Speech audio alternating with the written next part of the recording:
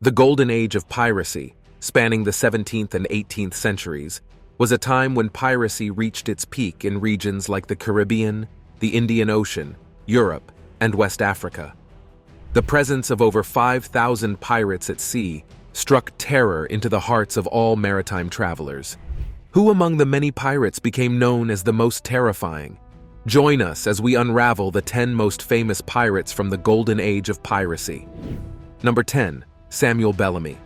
Have you ever encountered someone who seems to effortlessly excel in everything they do, as if success follows them naturally? Samuel Bellamy was undoubtedly one of those remarkable individuals. He appeared destined for greatness from an early age, set to achieve one of the most legendary feats in history during his relatively young pirate career, barely 28 years old. Often known as Black Bellamy, he possessed a striking presence, a tall, robust figure coupled with flawless manners.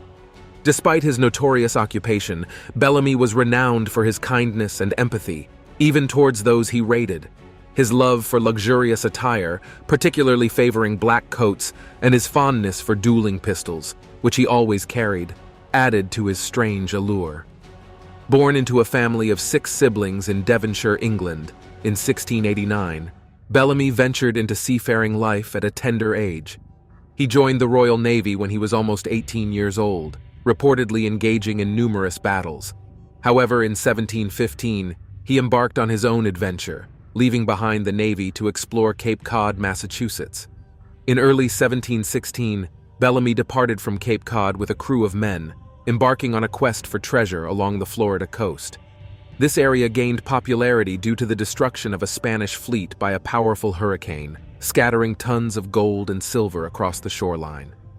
Even today, stories persist of coins washing up on the beach from this legendary event. During his journey, Bellamy encountered Palgrave Williams, a wealthy individual who saw promise in Bellamy's venture. Williams agreed to finance the expedition, recognizing Bellamy's potential to find riches along the Florida coast. This partnership had the potential to significantly enrich Bellamy, marking a significant moment in his pursuit of wealth and adventure.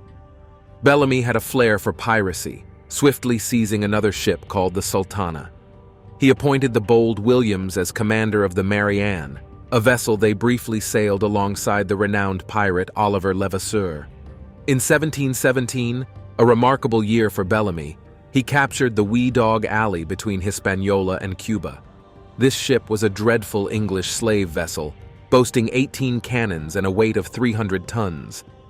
Encountering the Wee Dog at this opportune moment, fresh from its voyage from Africa laden with gold, treasures, and over 300 slaves, was ideal for Bellamy. He relentlessly pursued the Wee Dog for 3 days until finally firing a shot that led to its swift surrender. Displaying his reputation for generosity, often likened to Robin Hood or the Prince of Pirates, Bellamy traded the Sultana for the Wee Dog, much to the captain's dismay. On midnight of April 26, 1777, a fierce storm swept over Cape Cod, engulfing the ship Weed AR and submerging it under 16 feet of water. The ship's masts broke, and it quickly capsized, sinking with all its heavy cargo, including treasure. Bellamy and his entire crew of 145 men faced the danger of going down with the ship. Sadly, 103 bodies washed ashore, keeping the coroner and undertaker occupied for weeks. However, 41 bodies remained missing, raising questions about their fate, including the possibility of Bellamy's remains. In February 2018, remains speculated to be Bellamy's were discovered near a pistol, a weapon he favored. Yet DNA tests proved otherwise. Number 9. Bartholomew Roberts. Bartholomew Roberts was born in Wales in 1682 with the name John Roberts. He likely started working as a sailor when he was only 13 years old. Between 1702 and 1713, during the War of the Spanish Succession, he served in the British Royal Navy. After the war ended, he found himself jobless like many others, and turned to working on ships that transported slaves. By 1719, Roberts, still living an honest life, was serving as the first mate on the Princess of London. The ship was en route from London to the British Gold Coast in the Gulf of Guinea to trade slaves. However, their journey took a drastic turn when pirates, led by Howell Davis, attacked and captured Roberts' ship along with two others. Davis, following the usual practice, offered the captured crew a choice: join the pirates or face dire consequences. Roberts, then around 37 years old and with a bleak future, earning barely £3 a month, decided to join Davis along with 34 others. At this point, Roberts changed his name to Bartholomew, perhaps to start anew. His skill as a navigator quickly earned him the trust of the pirate captain, especially since they were both Welsh and could communicate in their native language. Davis, now leading the Royal Rover ship, decided to repair it on Isla de Príncipe, a Portuguese enclave near Guinea. Once on the mainland, he introduced himself to the locals as an officer from an English ship on a mission to hunt down pirates. Before they could set sail, the captain and his companions attempted to meet with the governor.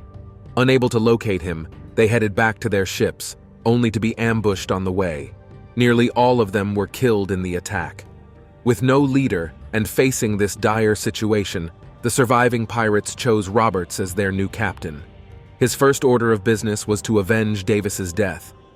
Roberts gathered a crew of 30 men, led by Walter Kennedy, one of the late captain's officers, to seek revenge on the Portuguese colony. They swiftly defeated the city's defenses with continuous cannon fire. However, when the pirates wanted to raze the town entirely, Roberts opposed the idea, deeming it too risky. This decision offended Kennedy, who harbored resentment towards Roberts for the remainder of their voyage. After a few weeks, the pirates spotted a Portuguese flotilla of 42 ships bound for Europe, having departed from Bahia, Brazil. Seeing that the convoy was poorly guarded, with only 2 warships as escorts, and those ships were away from the group, the pirates approached one of the flotilla's vessels discreetly, convincing its captain to come aboard their ship. The respectful captain was informed that his own ship and crew were in danger unless he revealed which ship in the convoy held the most wealth. The indicated ship, Clemente de Artigo, had more weapons than the pirates, but they attacked it nonetheless near Todos los Santos Bay, losing 2 boats in the process. The other ships in the convoy fled, leaving only the warships behind. Roberts prepared to confront the Portuguese ships, but they chose to flee instead of engaging in battle. The extensive plunder included leather, tobacco, sugar, and an estimated value of £50,000. Among the loot was a gold cross adorned with diamonds, intended for King John V of Portugal. One account suggests that the pirates presented this valuable jewel to the governor of Guinea to secure his support and freedom to sail as they pleased. Another source claims that Roberts kept it for himself as a personal adornment. Regardless, the success of the operation was celebrated on Devil's Island. Number 8. William Kidd. William Kidd, better known as Captain Kidd, was born in Scotland in 1654. He later moved to New York City, where he apprenticed aboard a pirate ship.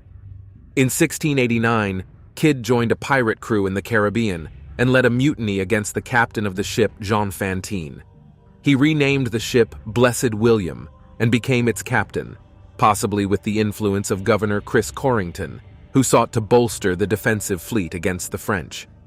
Interestingly, the governor didn't pay Kidd and his crew in wages, but allowed them to take whatever they plundered from the French as payment. This made Kidd and his crew privateers, although they lacked official authorization and were not required to share their loot with the government. Taking advantage of this arrangement, Kidd and his crew raided French islands, ransacking the town of Marie Galante and seizing 2,000 pounds of sterling. In the West Indies a year later, Kidd's ship was stolen by another notorious pirate, Robert Culliford, demonstrating the lack of trust among pirates. In late 1695, Governor Bellamont of New York enlisted Kidd to hunt down and attack several pirates, a task that didn't sit well with Kidd despite the opportunity it presented. Refusing the governor's request would damage Kidd's social standing, so he reluctantly accepted the mission. Kidd was given a new ship called the Adventure Galley, armed with 34 cannons and manned by 150 hand-picked crew members. He carefully selected his crew, choosing only the best individuals he could find. In the early 1698, Kidd acquired the Quetta Merchant, an impressive Indian ship laden with fine Eastern treasures. However, he soon realized that the ship's captain was English, making it treasonous to steal from him. Despite this, Kidd attempted to persuade his crew to return the ship, but they no longer respected his authority and disregarded his orders. With his control over the crew diminished, Kidd reluctantly allowed them to take the ship. This decision branded him a pirate and traitor to the crown, leading to him being hunted by naval commanders. After being arrested, Kidd spent a year in solitary confinement before being sent to England for trial. Refusing to betray his supporters, Kidd was sentenced to death and hanged in London on May 23, 1701. Number 7. Jack Rackham. Jack Rackham's origins remain shrouded in mystery, with scant records of his early life. However, his name surfaces as a crew member aboard the pirate vessel, the Ranger, in 1718, where he served as quartermaster under the notorious Captain Charles Vane. As quartermaster, Rackham held the second-in-command position, ensuring the crew followed the captain's orders and offering counsel when needed. A crucial moment arose in November 1718 when Captain Vane chose to evade rather than engage a well-armed French ship, angering the majority of his crew. They accused him of cowardice and subsequently elected Rackham as their new captain. Known for his fancy attire, Rackham earned the nickname Calico Jack for his preference for brightly colored calico cotton garments from India. Under his leadership, the Jolly Roger, bearing the iconic skull and crossed swords, became their symbol as they continued their piratical pursuits. Their missions included seizing smaller vessels and merchants until they captured the large Jamaican vessel, Kingston. However, their success turned sour as they were caught within sight of Port Royal, leading to a joint effort by the town and a Spanish pirate hunting ship to stop Rackham. In a daring escape, Rackham and his crew overpowered Spanish guards and sailed off with a captured English ship. Back in Nassau, Rackham cunningly shifted blame onto Captain Vane, earning him and his crew a pardon from Governor Rogers. Their exploits were cut short when Captain Jonathan Barnett stopped them in 1720. After a brief exchange of cannon fire, Rackham's ship was disabled, leading to his capture and subsequent hanging in Port Royal. Thus ended the colorful and stormy life of Calico Jack Rackham, a figure immortalized in pirate lore. Number 6. Charles Vane. Charles Vane was renowned for his mastery of sailing and navigating the seas with unparalleled skill. While his early life remains covered in mystery, we do know that he resided in Jamaica from 1715 to 1716, although he was not born there, as revealed in trial records. One significant event in Vane's life occurred during his service alongside Henry Jennings, a privateer. Together, they targeted Spanish vessels salvaging treasures from sunken ships, which were part of a treasure fleet carrying vast riches. These vessels had been wrecked by a hurricane, attracting treasure hunters to the area. Jennings and his crew seized the opportunity to plunder, although the exact value of the treasure remains unknown. In 2015, one of these sunken ships was discovered off the coast of Florida, yielding $4.5 million worth of gold coins. During Vane's period, King George I of England offered amnesty to pirates who renounced their plundering ways. However, Vane stubbornly continued his piracy activities, becoming a prominent figure in Nassau, where he led those dedicated to the pirate life. In early 1718, Captain Vincent Pearce of the British government arrived in Nassau aboard the HMS Phoenix to enforce the order. While many pirates like Benjamin Hornigold and Thomas Nicholas accepted the king's pardon, Vane and his crew remained defiant. Despite Pearce's efforts, Vane's refusal to accept the pardon led to battles, with Vane and his crew even reclaiming their former sloop, renaming it the Ranger. Vane's audacity and skill as a sailor made him a formidable force on the seas. He even captured a 22-gun French warship, which became his flagship. However, his reign of piracy was cut short when Governor Woodes Rogers arrived in Nassau to assume office. Rogers swiftly moved to apprehend Vane, trapping him in a harbor. In a daring move, Vane attempted to disrupt Rogers' fleet by setting his own flagship ablaze and sending it towards the enemy. Although the fire ship caused alarm among Rogers' forces, Vane managed to escape with a smaller vessel. Despite his evasive moves, Vane's days as a pirate were numbered, as Rogers' determination to capture him intensified. The tale of Charles Vane is one of defiance, daring, and ultimately, downfall on the high seas. Now it's time for today's subscriber pick. The salty breeze whipped through the rigging as the old sea dog, Captain Redbeard, entertained his crew with tales of the 10 most famous pirates from the Golden Age of Piracy. Gathered around a flickering lantern on the weathered deck of the ship, the crew listened intently, their eyes gleaming with excitement. "Let me tell you about Blackbeard," Redbeard began, his voice deep and gravelly. With a beard as black as night and a ship bristling with cannons, he struck fear into the hearts of even the bravest sailors. Legend has it that he buried his treasure on a remote island, guarded by the ghosts of his fallen crewmates. As the crew leaned in closer, eager for more, Captain Redbeard continued his tale, weaving stories of Calico Jack Rackham and his daring missions, and Captain Kidd and his quest for hidden riches. Each pirate was more daring and cunning than the last, their exploits becoming the stuff of legend on the high seas. But it was Bartholomew Roberts, the self-proclaimed pirate king, who captured the crew's imagination the most. With his gleaming cutlass and fierce determination, he ruled the Caribbean with an iron fist, his name striking fear into the hearts of all who dared to oppose him. As the night wore on and the stars twinkled overhead, the crew of the ship found themselves transported to a world of adventure and danger. They laughed at the antics of Jean Lafitte, the gentleman pirate, and shivered at the tales of Charles Vane, the reckless renegade. But amidst the laughter and excitement, there was a sense of fear and respect for the legends who had dared to defy the odds and carve out their destinies on the open sea. And as they sailed into the night, guided by the light of the moon and the stars above, they knew that their adventures were only just beginning. For on the boundless ocean, anything was possible, and the spirit of the Golden Age of Piracy lived on in each one of them. Number 5. Henry Avery. While Henry Avery's name might not echo through history like the tales of Blackbeard, his exploits on the high seas were no less remarkable. Some say he inspired a whole new generation of pirates to hoist their sails and seek out fortune on the waves. Such was the success of his ventures. Most pirates we've heard of met their end in one way or another, often losing their loot to greed or misfortune. But Avery was different. He was one of the few who managed to escape with his riches and didn't tempt fate by returning to piracy for more. Avery's career as a pirate spanned just 2 years, but in that time, he made quite the name for himself. Like many pirates, his early life remains covered in mystery, but it's believed he was born sometime in the mid-17th century. He likely went to sea at a young age, perhaps even serving in the Royal Navy before turning to less savory pursuits. His journey into piracy began when he signed on as a slave trader in the late 1690s.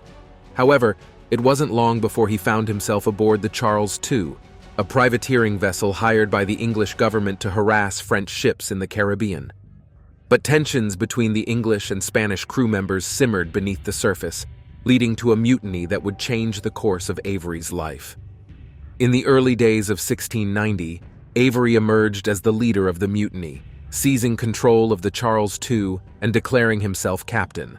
From there, he set sail for southern Africa, where he and his crew embarked on a spree of plunder, raiding merchant ships and absorbing their crews into their own ranks.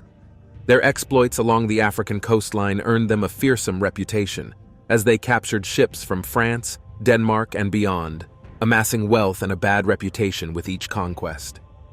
Avery carved out his own pirate haven on the island of Madagascar, fashioning it into a kingdom where he ruled like a king, with whispers of a beautiful Indian princess by his side, rumored to have been captivated by him since his daring raid on the Ganges. Some tales even claim that Avery commanded a fleet of 40 warships and commanded an army of 15,000 pirates, all at his beck and call. Legend has it that Avery's influence extended so far as to include his own currency, with gold coins bearing his likeness said to have been minted, though no evidence of such coins has ever surfaced. But like many tales of glory, there's a shadow side. Avery returned to England to retire, only to be swindled out of his fortune by dishonest merchants, leaving him poor and unable to afford even a proper burial. Number 4. Edward Teach, Blackbeard. Blackbeard's early life remains veiled in mystery. Most likely named Edward Thatch, he potentially hailed from the English port of Bristol. Some suggest he might have participated in the War of Spanish Succession, which left him jobless in the Caribbean during the height of piracy's heyday. Venturing to the famous pirate sanctuary of Nassau, Blackbeard embraced the life of piracy.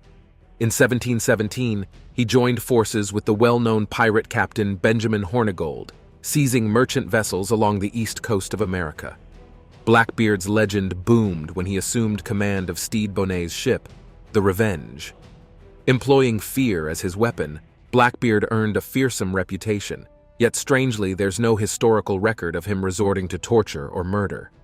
Blackbeard's courage reached new heights when he captured the French ship La Concorde off the coast of St. Vincent. Refitting her with 40 guns, he transformed her into the formidable Queen Anne's Revenge.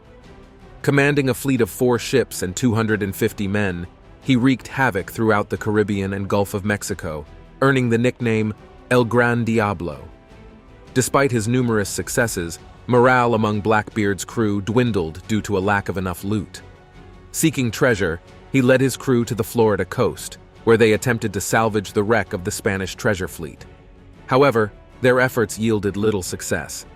In a bold move, Blackbeard blockaded the port of Charleston, South Carolina for 6 days, seizing goods and hostages from passing ships. However, his flagship, Queen Anne's Revenge, met its demise when it ran aground near Topsail Inlet. Following this setback, Blackbeard parted ways with Bonnet and sought refuge in Bath, North Carolina, where he obtained a pardon from the governor. Despite his apparent retirement from piracy, Blackbeard soon returned to his old ways, plundering French ships off the coast. In a bid to put an end to Blackbeard's reign of terror, Lieutenant Governor Alexander Spotswood of Virginia dispatched a naval task force led by Lieutenant Maynard. Ambushing Blackbeard at Ocracoke Island, Maynard's forces engaged in a fierce battle with Blackbeard and his crew. Though outnumbered, Blackbeard fought valiantly until the bitter end, succumbing to numerous wounds inflicted by Maynard's men. His head was displayed on the bow of Maynard's ship as a grim trophy, marking the end of one of history's most notorious pirates. Number 3. Benjamin Hornigold. It's challenging to talk about pirates without delving into the tales of the legendary Benjamin Hornigold, a figure who has become synonymous with piracy. However, little is known about the man before he became the notorious pirate we all recognize. Hornigold, an Englishman, was likely born in the late 17th century. Although details about his early life are scant, Hornigold's journey into piracy began around 1713. Alongside a small crew, he embarked on daring raids using canoes to prey upon merchant vessels along the New Providence coast. Hornigold's prowess in capturing ships eventually led him to establish a pirate stronghold in the Bahamas, where he acquired a formidable 30-gun ship named the Ranger. This vessel, with its imposing size and firepower, made pillaging a relatively straightforward task. Hornigold took on Edward Teach, later known as Blackbeard, as his second-in-command.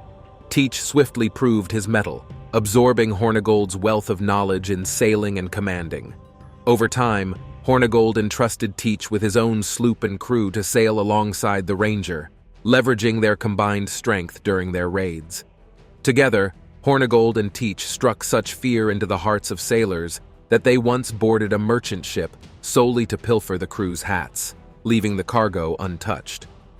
By 1717, Hornigold's pirate fleet had expanded, prompting the governor of South Carolina to dispatch armed ships to confront the piracy threat. In a fateful encounter, Hornigold attacked one of these ships, leading it to run aground in a state of panic. Despite Hornigold's efforts to maintain a legal defense by targeting only ships flying non-British flags, his crew grew increasingly restless for more plunder. In the face of a mutiny, Hornigold was demoted, and Samuel Bellamy assumed his role as captain. This marked the conclusion of Hornigold's piracy career, as he returned to New Providence with just a single ship and a reduced crew. With the British government offering pardons to pirates who surrendered, Hornigold recognized that his days as a pirate were drawing to a close.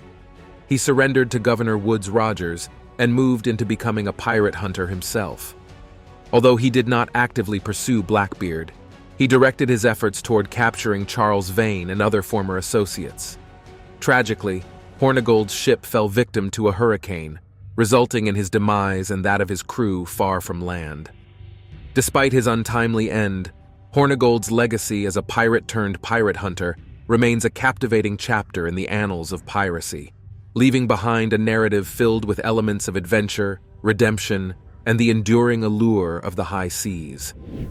Number 2. Edward Lowe. Edward Lowe's origins trace back to Britain, where he dabbled in minor theft during his youth. Eventually, he resettled in Boston around 1710 and spent the next 12 years there. Initially, Lowe worked as a shipwrecker, salvaging goods from wrecked vessels. He married in 1717, but tragically lost his wife in 1719, shortly after she gave birth to their daughter. This profound loss left a lasting impact on Lowe, shaping his views on family and home life. Despite his later infamous acts of piracy, Lowe showed compassion by sparing captive sailors from forced military service, especially if they were married. In 1722, Lowe departed Boston for the Bay of Honduras with other New Englanders to harvest dyewood, which was highly valuable for dye production. This venture, though lucrative, was met with danger as both Spain and Britain laid claim to the area following the War of Spanish Succession.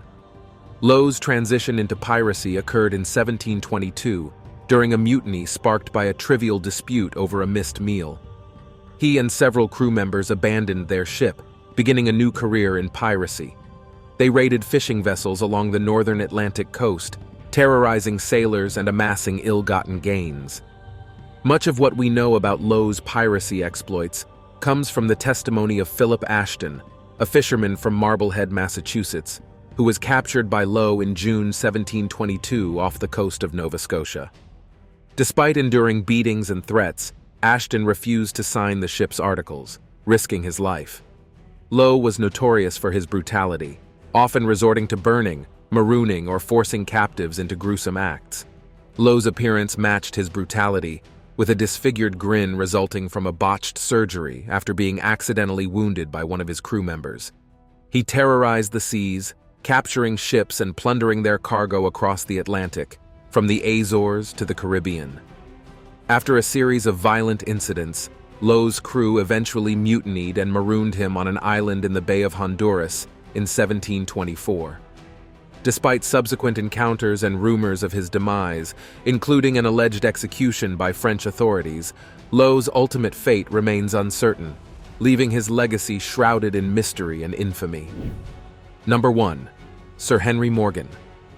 Henry Morgan, born around 1635 in Wales, likely embarked on his Caribbean adventure as part of a mission against the Spanish sent by Oliver Cromwell in 1654. During the 17th century, young men like Morgan could swiftly amass wealth in the Caribbean through privateering, a legal form of piracy sponsored by nations. Privateers, armed with a letter of marque, attacked enemy ships, with the state sharing the loot with the captain and crew. Morgan began to establish his reputation as a pirate by raiding the cities of Santiago de Cuba and Campeche, seizing their treasures and spreading fear throughout the Caribbean. The following year, Morgan acquired his first plantation and played a role in defending Jamaica while overseeing the construction of Fort Charles. Governor Modiford elevated Morgan to admiral in 1667. In 1668, Morgan assembled a terrifying fleet for a raid on the Spanish, despite the technical piracy involved. His target shifted from Havana to Puerto Príncipe and eventually to Portobello, a lucrative Spanish trade hub. Despite heavy defenses, Morgan and his crew successfully seized Portobello, terrorizing the town and extorting a hefty ransom. Returning to Port Royal laden with riches, Morgan became a national hero, despite his illegal activities. In 1668, he set sail again, this time aiming for Cartagena, but a disastrous explosion aboard his flagship foiled the plan.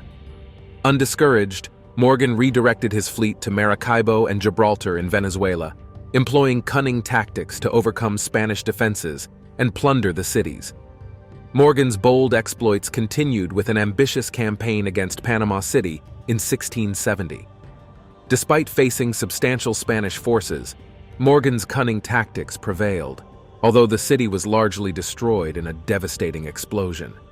His plundering brought both riches and controversy, especially with the signing of a peace treaty between England and Spain.